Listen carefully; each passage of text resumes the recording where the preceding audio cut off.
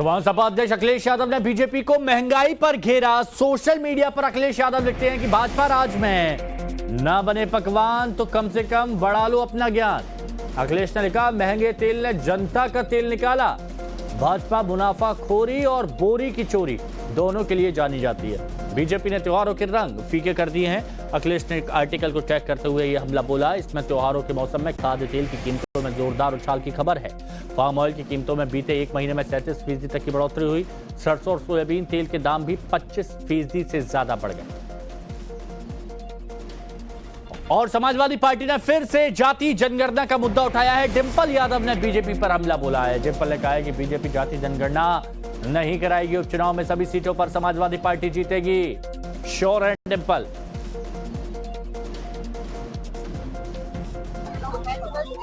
जो समाजवादी पार्टी की विचारधारा है और जो सभी समाज को लेके चलने की जो आज बात हो रही है, तो कहीं ना कहीं ये लोग बात तो करेंगे लेकिन कोई कार्य नहीं करेंगे।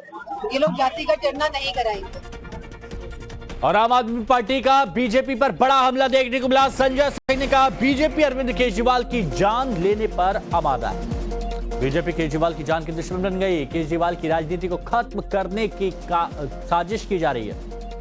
दरअसल आम आदमी पार्टी ने आरोप लगाया कि अरविंद केजरीवाल की विकासपुरी पदयात्रा के दौरान बीजेपी के लोगों ने उन पर हमला किया। लेकिन बीजेपी ने आम आदमी पार्टी के आरोपों को बेबुनियाद बताते हुए इसे हताशा में दिया गया बयान बताया। उसी को लेकर अब दिल्ली का सियासा पारा बढ़ गया।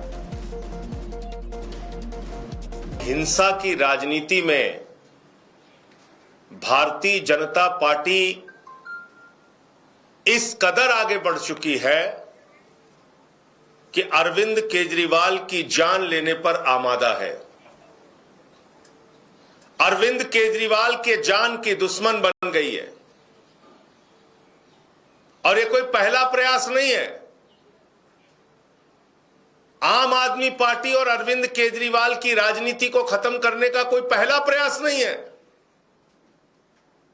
भारतीय जनता पार्टी ने हर हथकंडे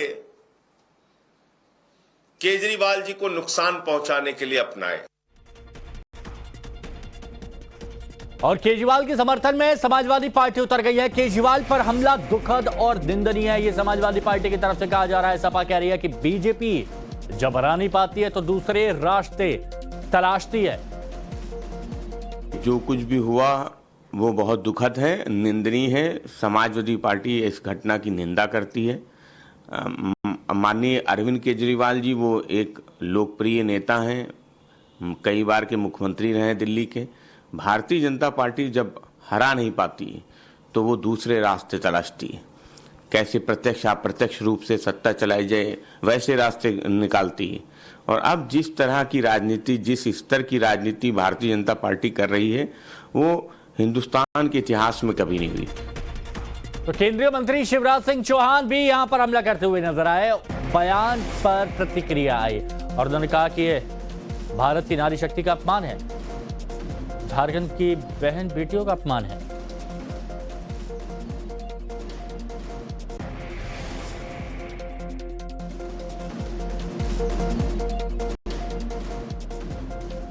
हालांकि इस पर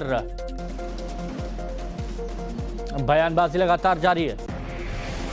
लखनऊ में सर्वे से चौंकाने वाला खुलासा हुआ है। और चौंकाने वाला खुलासा इसीलिए क्योंकि लखनऊ के जो भिखारी हैं वो 1 लाख रुपए महीना कमाते हैं। सर्वे के दौरान कई भिखारियों के पास स्मार्टफोन पाए गए। नवाबों के शहर लखनऊ में भिखारी भी किसी नवाब से कम नहीं है। भिखारियों की आमदनी को लेकर किए गए सर्वे में चौंकाने वाला खुलासा हुआ है। 1 लाख रुपए महीना ये जो भिखारी हैं ये कमा रहे हैं।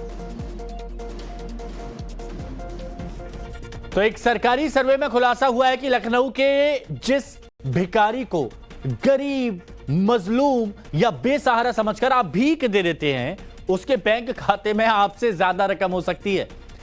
सर्वे में सामने आया है कि नवाबों के शहर के भिखारी फक्कड़ नहीं बल्कि लखपति हैं, अमीरजादे हैं। अब वो कैसे, चलिए हम आपको बता देते हैं। तो सर्वे के अनुसार लखनऊ में भिखारियों की संख्या 5312 है। कई भिखारी रोजाना 3000 रुपए कमा रहे हैं। भिखारियों की जो औसत कमाई है वो है 90,000 रुपए महीना, सालाना करीब 11 लाख रुपए। कुछ भिखारियों के खाते में 12 से 15 लाख रुपए मिले हैं। चलिए आगे बढ़ते हैं और इरफान के बयान की बात करते हैं। बीजेपी का कांग्रेस पर जबरदस्त हमला देखने को मिला। केंद्रीय मंत्री शिवराज सिंह चौहान ने कहा यह भारत की नारी शक्ति का अपमान है, यह झारखंड की बहन बेटियों का अपमान। शिवराज सिंह चौहान ने कहा कि अगर हेमंत सोरेन जी में जरा भी शर्म है तो इनको इरफान अंसारी को मंत्रिमंडल से निकालकर बाहर फेंक देना चाहिए। झारखंड में मतदान का तारीख जैसे जैसे नजदीक आ रही है, जुबानी जंग तीखी होती जा रही है।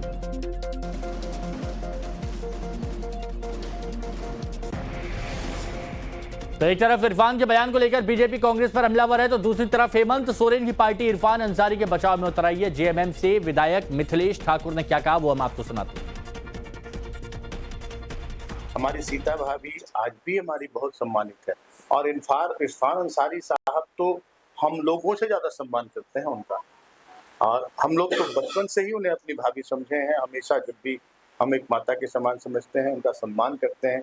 जब वो भाजपा में जा रही थी जिस दिन, उस दिन भी मैंने उनसे बात की कि भाभी अपना घर होता है। तो ये लोग द्विअर्थी अर्थ निकालना, और हमारे जो विपक्ष के साथी हैं उनके पास कोई काम नहीं रह गया, उन लोग यही काम कर रहे हैं। हम जनता के साथ हैं, जनता के बीच हैं, और उनकी बातों पर हम तरजीह नहीं देते, तवज्जो नहीं देते हैं। ये जनता को बरगलाते हैं, बरकाते हैं और कोई भी मौका नहीं छोड़ते। और